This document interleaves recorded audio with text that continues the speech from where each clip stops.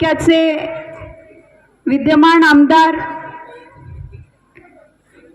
स्वर्गीय भाई गणपतरावजी देशमुख यांचे नातू हे देखील जिल्हा परिषद शाळेचे विद्यार्थी आहेत आणि त्यामुळे नवले साहेब आमचा जिल्हा परिषद शाळेवरती पूर्ण विश्वास आहे, तिथल्या शिक्षकांवरती पूर्ण विश्वास आहे। अतिशय उत्तम दर्जाचं शिक्षण या ठिकाणी मिळतं याची आम्हाला पूर्णपणे खात्री आहे। फक्त आबांनी देखील जी विसंगती मांडली ती कुठेतरी पटसंख्यात कमी आहे, याच्यावरती आपण सर्वांनी एकत्र येऊन काम करण्याचं गरजेचं आहे। कारण आता लोकांना वाटतं की मुलं इंग्लिश मीडियमच्या शाळेत गेली, हायफाय इंग्लिश बोलायला लागली म्हणजेच ती उच्च विद्याविभूषित, असं नाही। मराठी मीडियममध्ये शिकणारी मुलंसुद्धा अतिशय चांगल्या ठिकाणचं ज्ञान ते प्रसादन करतात। त्याचबरोबर अनेक कलागुणांमध्ये, कारण आपण जेव्हा सुरुवात केली तेव्हा गीतमंचाच्या माध्यमातून अनेक मुलं अनेक गाणी गात होती, आपली कला सादर करत होती।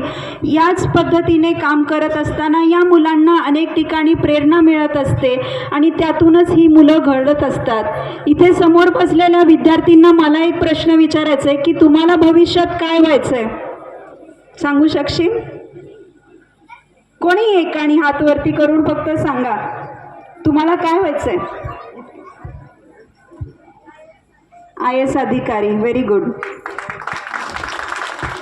सांगा सांगा। पोलीस व्हायचंय, अरे वा, छान।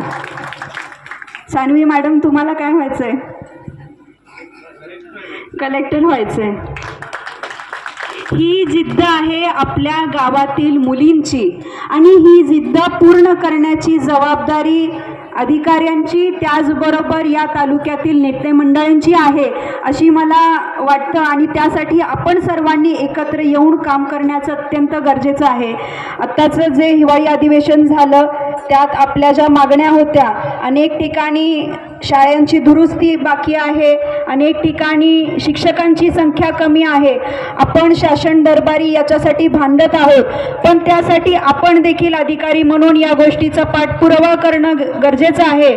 त्याचबरोबर इथे जे ग्रामस्थ उपस्थित आहेत त्यांना मी आवर्जून आवाहन करते की जिल्हा परिषदच्या शाळेत अतिशय चांगल्या प्रकारचं शिक्षण तर मिळतंच, त्याचबरोबर शालेय पोषण आहारात जे आहार आपल्या मुलांना दिला जातो, माझी 2 वर्षाची लेकरं पण आवडीनं डबा जरी घेऊन गेली तरी पण ते भात जो असतो तोच तिला आवडतो, आवडीनं खाते, कारण चांगल्या प्रकारचं अन्न देखील या ठिकाणी शिजवलं जातं। त्यामुळे मी आवर्जून सर्वांना आवाहन करेन की आपण या ठिकाणी आपल्या मुलांवरती आणि या शिक्षकावरती विश्वास ठेवून या शाळेत पाठवावं। मी स्त्रीरोग तज्ज्ञ आहे, मला नवले सरांनी सांगितलं होतं की आपण महिलांना इथे उपस्थित मुलींना मार्गदर्शन देखील करावं। लवटे मॅडम आल्यात, निश्चितपणे त्या चांगल्या प्रकारचं मार्गदर्शन या ठिकाणी करतील। फक्त एक महत्त्वाचा मुद्दा मला या ठिकाणी मांडायचा आहे, कारण OPD मध्ये बसलेली असताना कधी कधी महिला शिक्षक इथे आहेत त्या माझ्यासोबत मान्य करतील की 8 वर्षाच्या 9 वर्षाच्या मुलींमध्ये प्रिकॉशियस प्युबर्टी म्हणून आम्ही मेडिकल लँग्वेजमध्ये तो शब्द वापरला जातो, अतिशय लहान वयात त्यांना मासिक पाळी सुरू होते। या गोष्टीची गांभीर्याने दखल घेणं खूप गरजेचं आहे, कारण बऱ्याचदा या विषयावरती बोललं जात नाही, पण हे शरीरात होणारे बदल हे कुठेतरी आपल्या दैनंदिन जीवनाशी निगडीत असणाऱ्या आपल्या सवयीमुळे हे होणारे बदल आहेत आणि त्यासाठी आपण सर्वांनी गांभीर्याने लक्ष देणं गरजेचं आहे। खूप लहान वयात, आता हे ग्रामीण भाग आहेत तरी पण पोल्ट्रीतली जी हे असतं, चिकन असतं, कोंबडीचं जे मटण असतं पोल्ट्रीतलं, तुम्हाला सगळ्यांना माहिती असेल ज्यांचे पोल्ट्री फार्म इथे आहेत, 40 दिवसात इंजेक्शन देऊन ती कोंबडी मोठी केली जाते आणि त्या इंजेक्शन्समध्ये असणाऱ्या हॉर्मोन्स या आपल्या मुलींनी खाल्ल्यानंतर त्यांच्या शरीरात देखील ते ग्रोथ हॉर्मोन्स जातात आणि खूप कमी वयात त्यांची शरीराला असं वाटतं की यांची पूर्ण वाढ झालेली आहे आणि म्हणून कमी वयात यांना मासिक पाळी सुरू होते. त्याचबरोबर जर आपण पाहिलं तर अनेक ठिकाणी जर्सी गाय असतील, म्हशी असतील, त्यांना ऑक्सिटोसिन नावाचं इंजेक्शन, दूध जास्त यावं म्हणून हे इंजेक्शन दिलं जातं. खरं तर इथे उपस्थित ग्रामस्थांना मी विनंती करेन, शेतकऱ्यांना विनंती करेन, आपण आपल्या मुलांच्या आयुष्यासोबत हा खेळ खंडोबा करायला नाही पाहिजे. आपल्याला आपलं उत्पन्न वाढवण्यासाठी आपण हे इंजेक्शन्स देतोय, पण याचा दुरुपयोग या मुलींच्या शरीरावरती होतोय आणि त्यामुळे आपण या सगळ्या गोष्टीकडे गांभीर्याने लक्ष देणं अत्यंत गरजेचं आहे. आता आपण बघतोय की शेतकरी उत्पादन वाढवण्यासाठी रासायनिक खतांचा वापर जास्त करतोय आणि त्यामुळे या मुलींच्या शरीरात होणारे बदल आणि खूप कमी वयात यांना सुरू झालेली मासिक पाळी, त्यानंतर त्या शिक्षण घेत असतात, शिक्षण झाल्यानंतर यांचं लग्न होतं. जेव्हा ते लग्न झाल्यानंतर गर्भधारणेच्या स्थितीत जातात तेव्हा बऱ्याचदा त्यांच्या अंडाशयातली जी अंडी असतात ती बऱ्यापैकी नष्ट झालेली असतात आणि त्यामुळे इन्फर्टिलिटी, जे वंध्यत्वाचं प्रमाण आहे, हे या मुलींमध्ये जाणवतं आणि त्यामुळे आपल्या सर्वांना या गोष्टीकडे गांभीर्याने लक्ष देण्याची खूप गरज आहे. आज आपण हा उपक्रम राबवलेला आहे, पण मला असं वाटतं की असे उपक्रम आपण दर 6 महिन्यांनी घेणं गरजेचं आहे. मुलांना आणि त्यांच्या पालकांना एकत्र बोलवून त्यांच्या सवयी कशा असल्या पाहिजेत याच्यावरती मार्गदर्शन करणं अत्यंत गरजेचं आहे.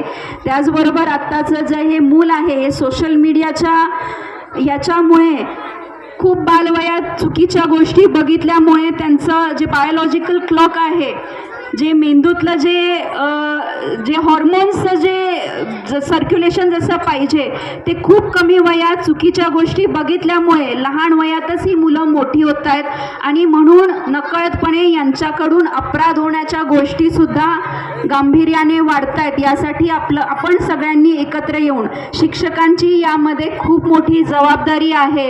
हे मी खूप जाणीवपूर्वक बोलते, कारण आज मी डॉक्टर झाले याच्यात खूप मोठा वाटा हे माझ्या शिक्षकांचा आहे.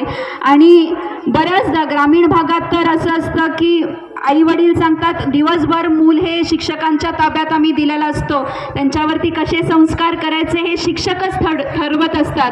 त्यामुळे आपली ग्रामीण भागातल्या शिक्षकांची ही खूप मोठी जबाबदारी आहे.